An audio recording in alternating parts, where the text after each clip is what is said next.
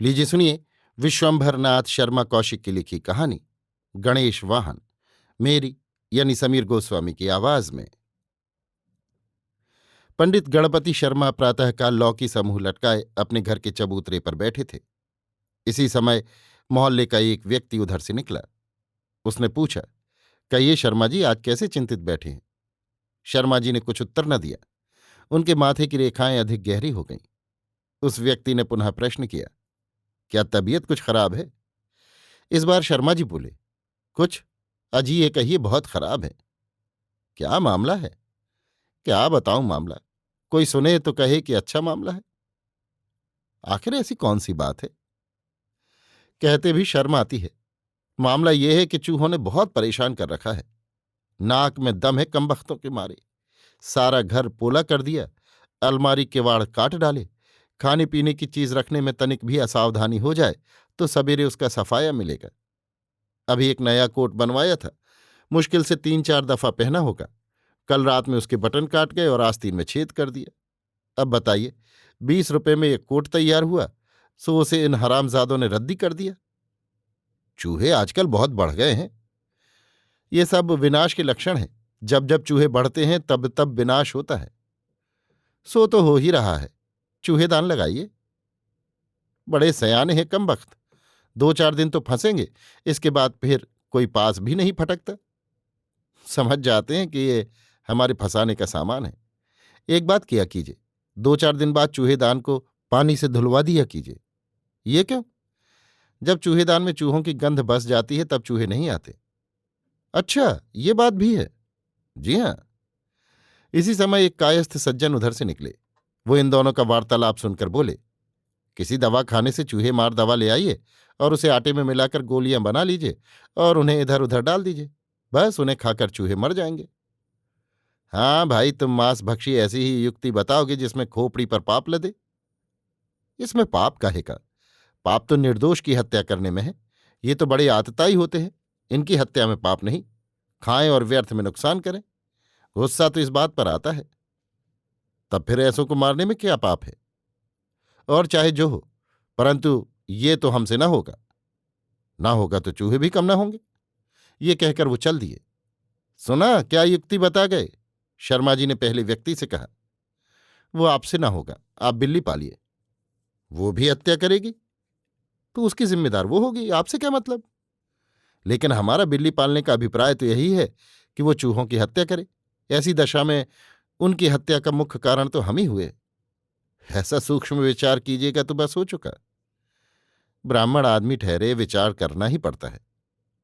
आप तो व्यर्थ की बात करते हैं। देखो, पहले तो पिंजड़ा धोने वाली युक्ति करूंगा। उससे काम न चला तो फिर बिल्ली पालने पर विचार लूंगा। पिंजड़ा लगाइए ही, परंतु बिल्ली भी पालिए, तभी इनसे कुछ त्राण मिलेगा। बहुत से तो उसके भाग्य से ही भाग जाएंगे। ये कहकर वो व्यक्ति चला गया। उस दिन शर्मा जी ने चूहेदान को खूब धुलवा कर रखवाया। सवेरे उसमें 4 चूहे मिले। शर्मा जी प्रसन्न होकर पत्नी से बोले, ये युक्ति तो अच्छी हाथ लगी। बस अब नित्य पिंजड़ा धोया जाए। पिंजड़ा लेकर वो चूहे छोड़ने चले। घर से थोड़ी दूर चलकर उन्होंने इधर उधर देखा। आसपास कोई आदमी न देखकर उन्होंने चूहे छोड़ दिए। चूहे छोड़कर वो लपकते हुए अपने घर चले आए। दूसरे दिन भी 3 चूहे फंसे। उन्हें भी अपने घर के निकट ही दूसरी दिशा में छोड़ दिया। तीसरे दिन कोई चूहा नहीं फंसा। वो अपनी खिड़की से गली में झांक रहे थे। इसी समय एक आदमी ने 5 चूहे उनके द्वार पर छोड़े। शर्मा जी ने ललकारा, ये क्या करते हो? हमारे यहां चूहे छोड़ते हो? तभी तो ये कम नहीं होते। मैं भी तो कहूं क्या बात है। आज पता लगा कि मोहल्ले वाले यहां चूहे छोड़ जाते हैं। वाह भाई वाह। वो व्यक्ति बोला, ये आपके ही चूहे हैं? हमारे चूहे? हाँ। अच्छा, तो आप चूहे भी पहचानते हैं?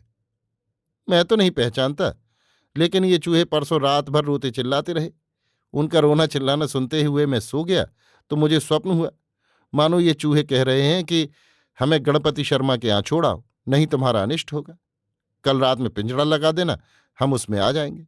बस तुम हमें उनके यहां छोड़ाना। मैंने इन्हें बहुत समझाया कि जब शर्मा जी तुम्हें यहां छोड़ गए हैं तो तुम यहीं आराम से रहो, परंतु इन्होंने मेरी एक न सुनी। बोले, वो हमारे स्वामी हैं, हम उनसे अलग कदापि नहीं रह सकते। ये कहानी सुनकर शर्मा जी चकराए। गला साफ करके बोले, मैं उनका स्वामी कैसे हुआ? मैं तो जानता नहीं। कदाचित आपका नाम गणपति है और चूहा गणवाहन है। इतना सुनकर शर्मा जी आग हो गए, चिल्लाकर बोले, एक तो हमारे यहां चूहे लाकर छोड़े, ऊपर से मजाक करते हो। याद रखना, मैं तुम्हारा घर चूहों से भर दूंगा। तो अभी आप कौन रियायत करते हैं? अपने चूहे हमारे यहां नहीं छोड़ते। कब छोड़े? अभी 3 दिन पहले छोड़ आए हैं। तुम झूठ बोलते हो। तुम उस समय वहां कहां थे? शर्मा जी का शोर सुनकर कुछ लोग जमा हो गए। एक बोला, वाह शर्मा जी, इससे तो प्रमाणित हो गया कि आप छोड़ आए थे। शर्मा जी बौखला गए। अच्छा, अभी तक तो नहीं छोड़े थे, परंतु अब छोड़ूंगा। ये कहकर उन्होंने जल्दी से खिड़की बंद कर ली। पत्नी ने पूछा, क्या बात है, क्यों लड़ते हो? बात है तुम्हारा सिर। जल्दी में ऐसी बात मुंह से निकल गई कि लोग समझ गए कि हमने चूहे छोड़े हैं।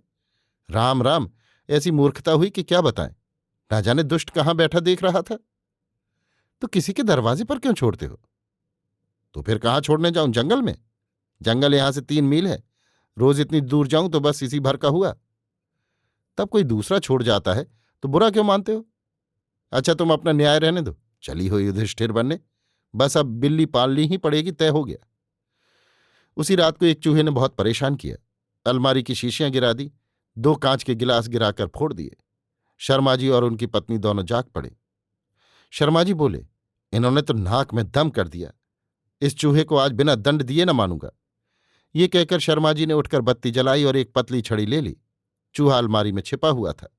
उसे उन्होंने उकसाया। चूहा निकलकर भागने लगा तो छड़ी का एक हल्का हाथ उसे जमाया। चूहा फटाक से भूमि पर आ गिरा और 2-4 बार पैर फटफटाकर निश्चल हो गया। पत्नी बोली, ये तो मर गया। शर्मा जी के मुख पर हवाइयां उड़ने लगी। बोले, ये मर कैसे गया? मैंने तो हल्का हाथ मारा था कि मरे नहीं, परंतु कुछ चोट खा जाए। उसके लिए तुम्हारा हल्का हाथ ही भारी पड़ गया। ये हत्या बुरी लगी, राम राम। खैर, अब तो मर ही गया। गणेश जी का वाहन है, इसको मारने से बड़ा पाप लगता है। कहते कहते शर्मा जी रो पड़े। आंखों से आंसू बहाते हुए गदगद कंठ से बोले, हे गणेश जी महाराज, मेरा अपराध क्षमा करना। मैंने जानबूझकर इसे नहीं मारा, केवल दंड देना चाहता था। आप अंतर्यामी हैं, घट घट की जानते हैं। मैं निर्दोष हूं। ये कहकर वो आंसू पहुंचते हुए वहां से हट आए और पत्नी से बोले, इसे कागज पर रखकर गली में फेंक दो। पत्नी कागज लेने के लिए हटी। शर्मा जी दूर खड़े चूहे को देख रहे थे। सहसा वो चूहा एकदम उठकर भागा और क्षण मात्र में अदृश्य हो गया। शर्मा जी के नेत्र विस्फारित होकर रह गए। सहसा वो प्रसन्न होकर बोले, अरे देखो, गणेश जी महाराज ने मेरी प्रार्थना सुन ली, चूहे को जीवित कर दिया। पत्नी को आश्चर्य हुआ। वो बोली, ये तो बड़ी अनोखी बात हुई, ऐसा तो कभी देखा नहीं।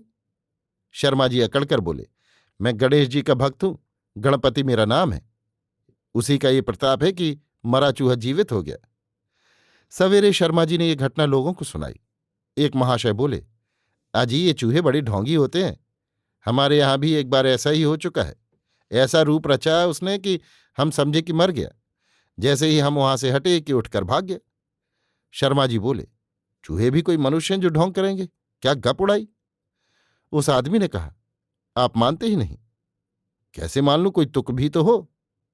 अच्छा ना सही, आपके मुंह कौन लगे। इतवार के दिन शर्मा जी बिल्ली ढूंढने निकले। 1 घंटा इधर उधर फिरने के पश्चात उन्होंने देखा कि एक श्वेत पालतू बिल्ली एक मकान के चबूतरे पर बैठी है। उन्होंने उसे पुचकार कर पकड़ लिया और लेकर द्रुत गति से चल दिए। वो कुछ ही दूर चले होंगे कि एक आदमी चिल्लाया, अरे वो बिल्ली लिए जा रहा है। ये सुनकर कुछ आदमी दौड़े और उन्होंने शर्मा जी को धर लिया। एक व्यक्ति बोला, यही मोहल्ले भर की बिल्लियां चुरा ले गया, मारो पाजी को। जब तक शर्मा जी कुछ बोले बोले तब तक 4-6 धौल और लपड़ पड़ गए। शर्मा जी घबराकर बोले, अरे भाई, पहले बात तो सुन लो। लोग हाथ रोक कर बोले, कहो। शर्मा जी बोले, मैं आप लोगों की एक भी बिल्ली नहीं ले गया, मैं कसम खाने को तैयार हूं। एक ने कहा, और सुनो, सरीहन सामने लिए जा रहा है और कहता है कि एक भी बिल्ली नहीं ले गया, इसे पुलिस के हवाले करो। शर्मा जी बोले, भाई ये बिल्ली मैंने लावारिस समझकर अवश्य उठा ली, इसके लिए मैं क्षमा चाहता हूं।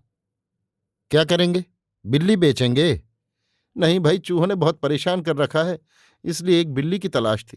मैं तो खरीदने को तैयार हूं, अगर कहीं मिले तो। लोगों को उनकी बात पर विश्वास हो गया। एक बोला, जाने दो, भले आदमी मालूम होते हैं। क्या करें जनाब, चूहों के कारण ही हमें भी बिल्ली का मोह है, नहीं तो हम आपको दे देते। शर्मा जी बहुत ही अप्रतिभ होकर घर लौटे। उस दिन से शर्मा जी ने बिल्ली का जिक्र करना ही छोड़ दिया। कोई बिल्ली का जिक्र करता तो कहते, आजकल चूहों के डर के मारे बिल्लियां भी भाग गई हैं। यदि कोई चूहों के संबंध में पूछता तो कहते, बस अब तो प्लेग देव का ही सहारा है, वो आए तो चूहे कम हो, और कोई उपाय नहीं है। अभी आप सुन रहे थे विश्वंभरनाथ शर्मा कौशिक की लिखी कहानी गणेश वाहन, मेरी यानी समीर गोस्वामी की आवाज में।